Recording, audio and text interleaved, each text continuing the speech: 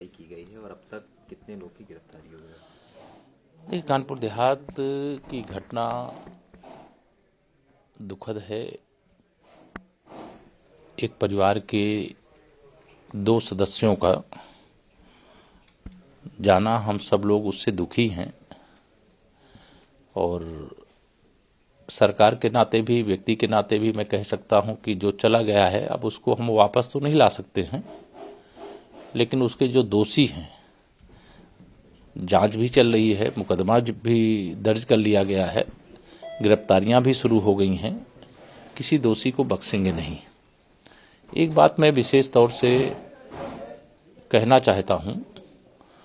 कि हमारी सरकार की नीति बहुत स्पष्ट है, संदेश बहुत साफ है कि हम, कोई भूमाफिया होगा, कोई गुंडा होगा, कोई अपराधी होगा,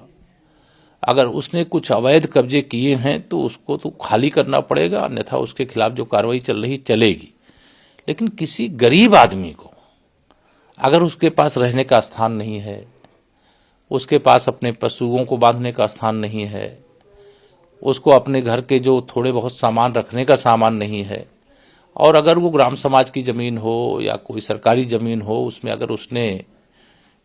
काफी लंबे समय से अपना उपयोग करता चला आ रहा है, तो ये निर्देश है कि गरीब को छेड़ो मत और माफिया को छोड़ो मत। अगर गरीब को छेड़ना या जमीन अवैध रूप से कब्जा है, खाली कराना है, तो पहले उसे वैकल्पिक व्यवस्था उपलब्ध कराओ, उसके बाद ही खाली कराने की कार्रवाई करो। सर, इस कार्रवाई के बाद राहुल गांधी भी अब कह रहे हैं कि बुलडोजर नीति जो है वो सरकार की क्रूरता का चेहरा बन गया है। देखिए, मैं चाहे वह श्री राहुल गांधी जी हों, चाहे वह श्री अखिलेश यादव जी हों, उन सबको स्पष्ट तौर से कहना चाहता हूं, बुलडोजर या अवैध कब्जे या इस प्रकार की कानूनी कार्रवाई जो भी होती है वो भूमाफियाओं के खिलाफ होती है, अपराधियों के खिलाफ होती है, न कि किसी गरीब के खिलाफ होती है। यह घटना दुर्भाग्यपूर्ण ढंग से जो हुई है, जिससे हम सब भी दुखी हैं, यह राजनीति का विषय नहीं है। और जो दल या जिस कोई नेता अगर इस पर राजनीति करता है तो वह उसका राजनीतिक दिवालियापन ही कहा जाएगा, क्योंकि जिस मामले में एक परिवार के दो सदस्यों का दुखद अंत हो गया है और जो घटना के जिम्मेदार माने जा सकते हैं उनके खिलाफ मुकदमा दर्ज हो गया है, उसमें गिरफ्तारियां शुरू हो गई हैं, उसकी उच्च स्तर पर जांच चल रही है और परिवार के साथ सरकार की पूरी सहानुभूति है और हम लोग परिवार को सरकार की ओर से मदद की भी तैयारी कर रहे हैं। तो ऐसे समय में किसी भी राजनीतिक दल के किसी भी नेता को ऐसे मामले में राजनीति नहीं करनी चाहिए। अगर उनके पास राजनीतिक मुद्दों का अभाव हो गया है तो वह अलग बात है, अन्यथा जहां पर एक माँ और एक बेटी की जिंदगी समाप्त हुई है, जिससे हम सब लोग दुखी हैं, उस मामले में राजनीति करना जैसे कोई लाश पर राजनीति करने के समान होता है। सर, फारूक अब्दुल्ला ने कहा है कि मैं भाजपा सरकार की मंशा जानता हूं, वो जम्मू कश्मीर को राज्य कभी नहीं घोषित करेंगे, इसीलिए परिसीमन नहीं हो रहा है, परिसीमन करा रहे हैं। देखिए, अब जम्मू कश्मीर से धारा 370 और 35 से समाप्त हो चुकी है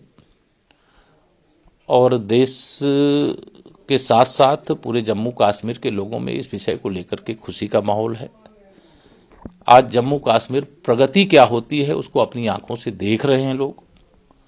और जो पाकिस्तान के कब्जे वाला कश्मीर है उसके भी समाचार हम लोग भी देख रहे हैं, और जम्मू कश्मीर वाले तो ज्यादा देखते होंगे,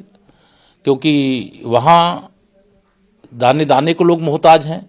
और यहां जम्मू कश्मीर जहां से धारा 370 हटाने का काम किया जा चुका है, यहां पे क्या खुशहाली है, कितना अच्छा वातावरण है। और अगर पाकिस्तान के कब्जे वाले या पूरे पाकिस्तान के अंदर जो सामानों की कीमतें हैं और जो भारत के अंदर या जम्मू कश्मीर के अंदर सामान की कीमतें हैं, उसका अंतर देखेंगे तो पता चल जाएगा। भारत के अंदर जो विदेशी मुद्रा का भंडार है और पाकिस्तान का जो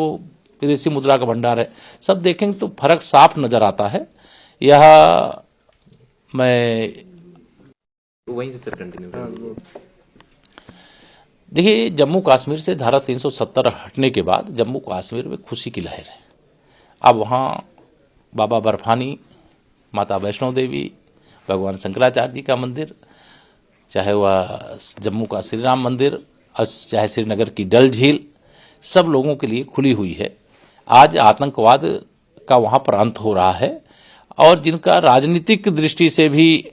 लगता है कि अंत हो जाएगा, जनता वहां की उनको नकार देगी, वो इस प्रकार की बयानबाजी कर रहे हैं। लेकिन ऐसे बयान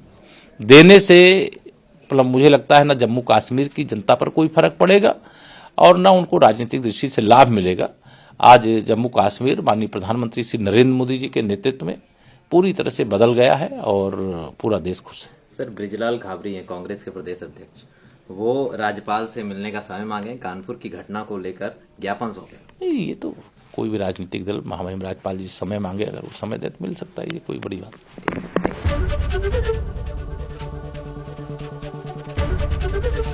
नहीं। एबीपी गंगा, खबर आपकी, जुबान आपकी।